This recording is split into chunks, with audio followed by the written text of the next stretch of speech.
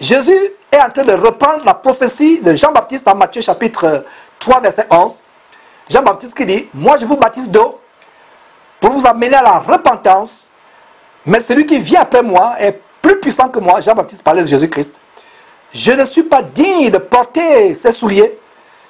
Lui, il vous baptisera du Saint-Esprit et du feu. Vous pouvez aussi lire dans Marc chapitre 1, verset 8 et Luc chapitre 3, verset 6. Mes frères, je vous baptise d'eau pour vous amener à la repentance. Jean-Baptiste parlait. Et qu'est-ce qui se passe aujourd'hui? Beaucoup de chrétiens languissent plutôt après le baptême d'eau. Ce n'est pas mauvais. Le baptême d'eau, c'est un bon départ parce que le baptême d'eau signifie la repentance. Le baptême d'eau, c'est le symbole que vous êtes enterré avec Christ en ce qui concerne votre vie passée. Quand vous sortez des eaux du baptême, vous êtes une nouvelle créature. C'est pour cela que c'est lamentable et affligeant de voir des chrétiens qui sont baptisés. Ils vont dans le baptême. On a fait une émission sur la porte ouverte pour l'enfer de Mulhouse, cette abominable église de Mulhouse en France. Un documentaire d'ailleurs fait par la télévision française. Comment les personnes viennent se baptiser. Les femmes viennent se baptiser avec des pantalons serrés qui montrent leur courbe, le ventre nu dehors. Et justement, juste pour l'instant, pour l'intermède, les quelques minutes du baptême, on leur fait enlever le pantalon abominable qui montre les courbes, on fait enlever le t-shirt qui montre le ventre, le nombril d'une femme. Même pour un homme, ce serait malséant de s'habiller ainsi. Donc on leur donne une robe blanche juste pour le baptême, et quand le baptême finit, ils remettent leur pantalon, ils remettent leur t-shirt qui montre le ventre. Le baptême signifie que quand vous vous baptisez, quand vous sortez des eaux du baptême, vous devez choquer votre entourage. Vous devez choquer vos voisins, vos collègues de travail, vos camarades de classe. Les gens dans votre entourage doivent dire, mais qu'est-ce qui s'est passé? Voici à quoi je pense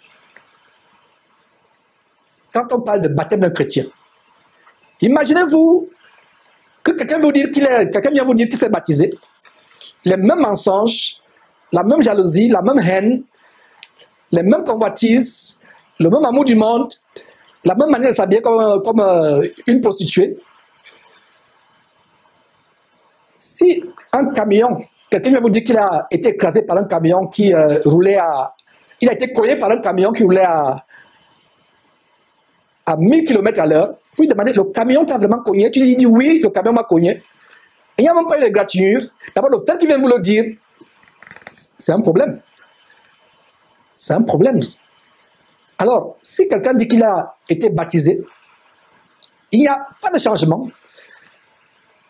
ça veut dire qu'il ne s'est pas baptisé véritablement. Ce n'est pas mauvais de désirer le baptême d'eau. Le baptême d'eau, c'est le signe de la repentance. Et quand nous baptisons, ça veut dire que nous regrettons notre passé. On regrette amèrement notre passé. C'est le symbole de la repentance. Beaucoup de chrétiens aujourd'hui ont tout simplement fait un rituel. Ils ne sont pas baptisés. Il y a des gens qui me disent, Georges, on veut être baptisé. Et parmi ceux qui disent, Georges, on veut être baptisé, quand vous discernez, il n'y a pas de changement de vie. Il n'y a pas de désir de devenir une nouvelle personne. Il n'y a pas de désir de vivre la repentance. Et c'est un problème. Et je l'exhorte, mes frères et sœurs, afin que nous sachions que la décision de se baptiser est tellement importante. Avant de se baptiser, nous devons prendre cette décision au sérieux. On ne se baptise pas 2 fois, 3 fois, sauf si vous avez été baptisé par une femme, parce qu'une femme ne peut pas baptiser qui que ce soit. Sauf si vous avez été baptisé par un faux pasteur, vous découvrez par la suite que c'est quelqu'un qui adore plutôt la Shekinah, ou les sirènes des eaux, ou les esprits impurs, ou il est allé chercher sa magie au Nigeria, ou dans la forêt d'Ankoli au Bénin, le vaudou. Si vous découvrez cela, vous devez vous repentir, demander pardon à Dieu pour votre ignorance, pour votre manque de discernement, et chercher à vous rebaptiser. Mais si quelqu'un se baptise véritablement en Christ, il n'aura plus à se rebaptiser une deuxième fois. Pour ceux qui sont baptisés comme les catholiques qui se baptisent en se mettant quelques gouttes d'eau sur le front, vous devez reprendre votre baptême. Parce que ce n'est pas un baptême cela. Le baptême est important. Ce n'est pas mauvais de désirer le baptême. Mais ce qui m'afflige, c'est que beaucoup de chrétiens avec qui je suis en contact recherchent seulement le baptême d'eau. Ils recherchent le baptême d'eau seulement. Excusez-moi. Ils recherchent le baptême d'eau et ils ne pensent même pas au baptême du Saint-Esprit. Regardez ce que le prophète, je vais dire le serviteur de Dieu, Jean dit, lui, contrairement à moi qui vous ai baptisé, moi Jean-Baptiste qui vous ai baptisé avec de l'eau, il vous baptisera du Saint-Esprit et du feu. Donc le Saint-Esprit est plus important que le baptême d'eau. Recherchez le baptême du Saint-Esprit. Recherchez-le. Il y a une sœur qui dernièrement me disait, mes frères, vraiment, j'avais tellement cherché, demandé, prié Dieu que je me suis découragé. Je ne priais même plus. J'ai dit, oh ma sœur, tu as fait une terrible erreur. Continuez à demander le Saint-Esprit et les manifestations du Saint-Esprit, telles que le parole, la prophétie, tous les dons du Saint-Esprit. Continue à les demander jusqu'à ce que tu les reçoives. S'il y a quelque chose qui doit préoccuper les prières d'un chrétien, matin, midi, soir, c'est qu'il soit rempli du Saint-Esprit. Regardez comment, de manière solennelle, Jésus dit à ses disciples d'aller attendre ce que Dieu a promis. D'aller attendre. Parce que c'était tellement important. Il devait attendre de manière solennelle ce que Dieu avait promis. C'est une parenthèse que je voulais ouvrir. C'est bien de languir après le baptême d'eau. C'est bien de désirer ardemment le baptême d'eau. Mais de désirer par le baptême d'eau sans passer par la repentance. Premier point. Deuxième point, s'il vous plaît. S'il vous plaît, deuxième point. Désirez ardemment le Saint-Esprit. Le baptême d'eau n'est que le symbole de votre vie de repentance. Alors que le baptême dans le Saint-Esprit, c'est la puissance par laquelle vous allez faire votre ministère si vous êtes un homme. Ou vous allez agir dans votre foyer, dans votre vie de tous les jours si vous êtes une femme.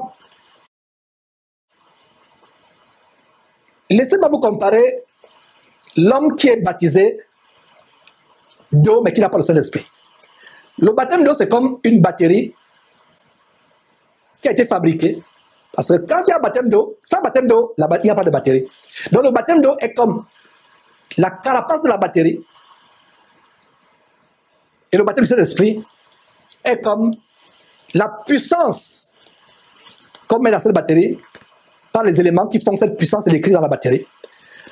Donc, beaucoup de chrétiens baptisés sans le Saint-Esprit, baptisés d'eau tout simplement, mais qui n'ont pas le Saint-Esprit, sont comme une batterie vide, qui n'a rien, qui n'a pas de puissance énergétique, de puissance électrique à l'intérieur. À quoi vous sert d'avoir une batterie si vous n'avez pas de puissance?